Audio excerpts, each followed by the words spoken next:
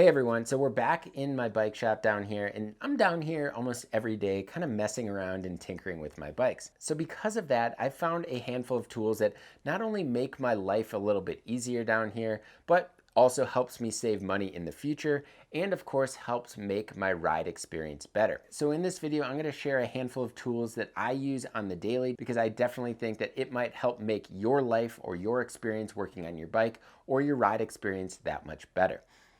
Let's get into it.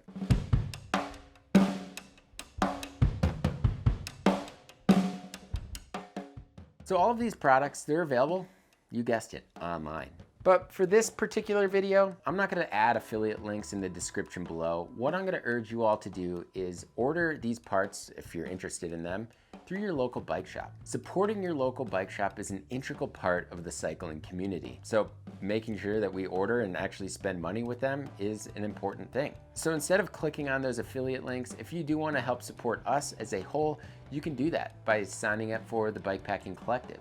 The Bikepacking Collective is BIKEPACKING.com's annual membership that helps support these videos, everything that you see on Bikepacking.com, and of course the Bikepacking Journal, which is our biannual print publication. If you're interested in the Bikepacking Collective, want to learn more about it, or want to sign up, check out the link below. As always, thank you all so much for the support. So the first one is right behind me, and it's just a park stand, or a bike stand in general. This park stand right here, I've owned for like 10 years, and it works wonders. It hasn't failed me, and well, this specific model isn't made anymore, but there are similar models that Park still makes. The reason this is on my list is because every single time I work on my bike, it goes up in the stand. It raises the bike. It allows me to shift through the bike. It allows me to adjust my brakes. It allows me to take off the wheels. And well, maybe the only thing I can't work on is my dropper post, and well, that's okay. Having a bike stand in your shop, or just having a bike stand in general, is hands down going to make your life so much easier. So I highly recommend getting one if you don't already have one. All right, so we all have different ways of adjusting bolts or tightening and loosening things on your bike.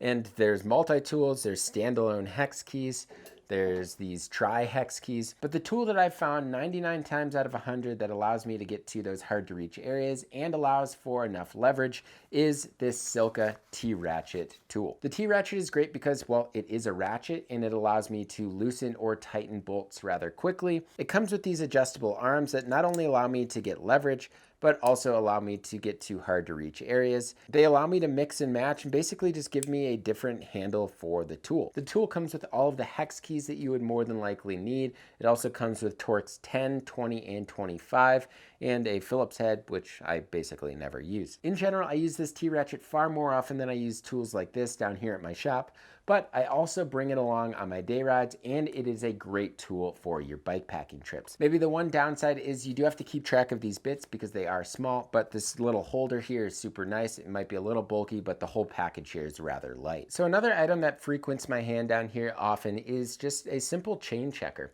This is the Park Tool CC-3.2. So the reason I have this in my hand quite frequently, at least in this day and age, is, well, because we're in a parts shortage. And when you wear out your chain and you continue to use it, you start prematurely wearing out your drivetrain. Not to mention, using a worn out chain will just make your drivetrain not work as well as it should. These chain checkers are not that expensive. This specific one has a 0.5% wear indicator and a 0.75% wear indicator. I actually did a video on just chain repair in general, how to replace your chain, when you need to replace your chain.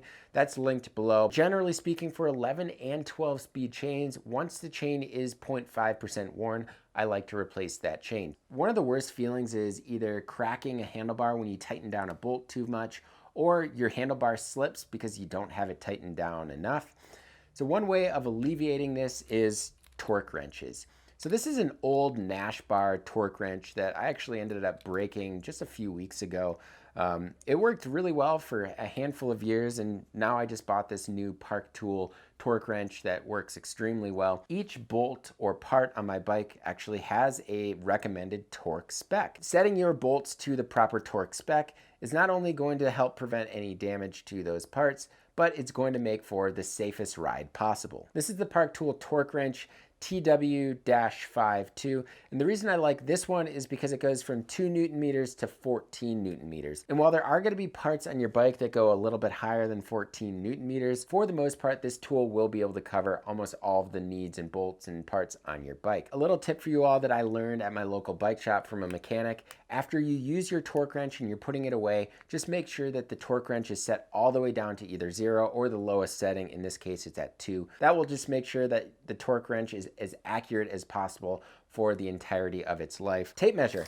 This is kind of a tool, right? So what am I using a tape measure for? Well, first off, to check my saddle height. And that's probably the most important thing, because the proper saddle height for you will help alleviate injury. Understanding your own saddle height is definitely personal, but if you have some sort of leg pain, knee pain, hamstring pain, then your saddle height could be off. One thing that I urge every cyclist to do is to at least go get a bike fit once in your lifetime, because having a bike fit will actually help you determine your saddle height, your reach, everything. The first time I went to a bike fitter, they told me my saddle height was an inch too low, which was putting a ton of stress on my knees. So now I have those numbers memorized, and whenever I'm swapping out saddles or swapping out seat posts or getting a new bike to test, I use those numbers. And there's other types of uses for tape measures. If you're replacing your bottom bracket and you need to measure your bottom bracket shell. If you're trying to center your handlebars, some manufacturers don't actually put lines on the center of your handlebar.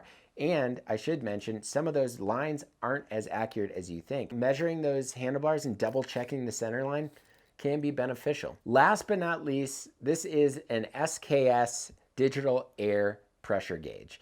And there's a variety of different digital air pressure gauges out on the market, and I actually think many of them are just fine. But those analog pressure gauges that you find at your local hardware store, or those floor pump gauges, unfortunately, those typically are not that accurate. I have used a variety of those, and more times than not, they're off by a handful of pounds, which you don't want, especially when we're dealing with expensive wheels and tires and what have you. So before almost every single one of my rides, I check my air pressure, because A, air pressure can leak, and B, I just want to know what pressure I'm at. I use different tire pressures based on the different rim and tire combinations that I have. So just making sure and double checking that pressure, making sure that it's not too high and not too low, is super important before each one of my rides. So while those are some tools that I use pretty frequently, I did ask Miles Arbour and Logan Watts, both of BIKEPACKING.com, for one tool that they use pretty often. Logan mentions that one of the tools that he uses most frequently is a derailleur hanger alignment tool.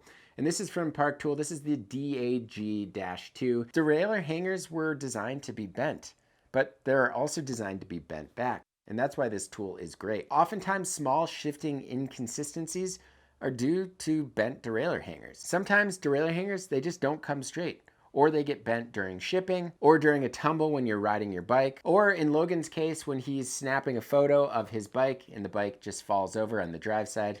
It happens, and that's why this tool is great. One of the tools that Miles uses most often is a level. This is the Bubble Level app. There's a bunch of Bubble Level apps on the App Store, both Android and iPhone. Miles does a lot of bike reviews for BIKEPACKING.com, so he's always switching grips or putting on ergon grips on his review bikes.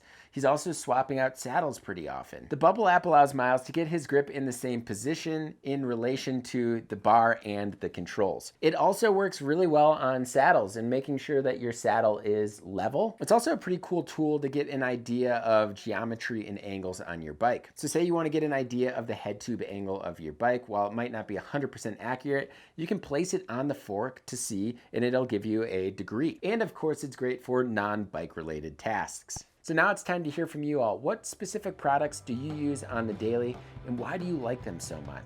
Leave a comment in the comment section below. As always, thank you all so much for tuning in, and until next time, pedal further.